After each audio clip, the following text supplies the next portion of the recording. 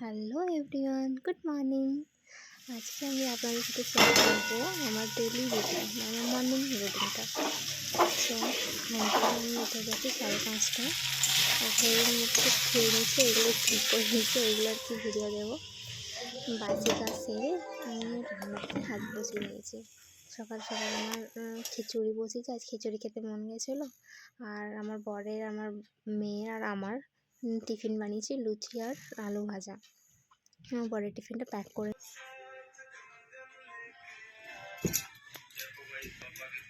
এই দিকটা উঠে গেছে সকাল সকাল। গুড মর্নিং দীক্ষা, গুড মর্নিং সোনা। আজ স্কুল যাবে না কেন? এদিকে আমার বড় মহাশয় এখনো ঘুমোচ্ছেন, উনি তো উঠবেন 10টায়, উঠে রেডি হয়ে কাজে ডাইরেক্ট।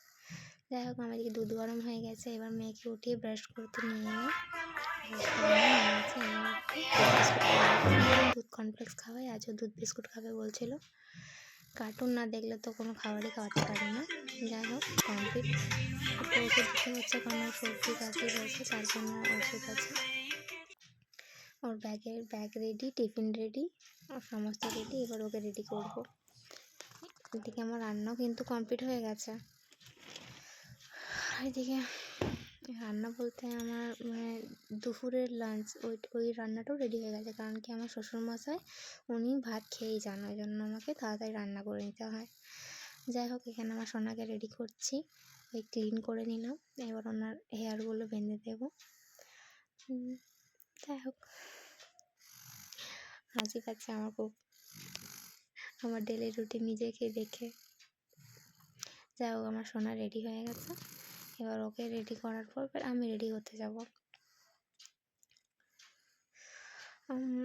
আমি রেডি হয়ে গেছি, আমাদের টোটো চলে এসছে, দাঁড়িয়ে গেছে ঠিক টাইমে।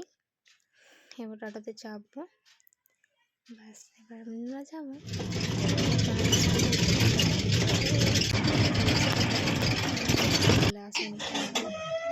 যাই হোক, বেরিয়ে পড়েছি আমরা। খুব ঠান্ডা, বাবারই ভীষণ ঠান্ডা। স্কুল পৌঁছে গেছি,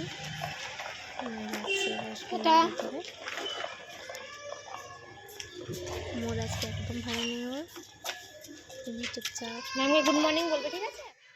এবার স্কুল ছুটি, 11:30 ওর স্কুল ছুটি হয়ে যায়।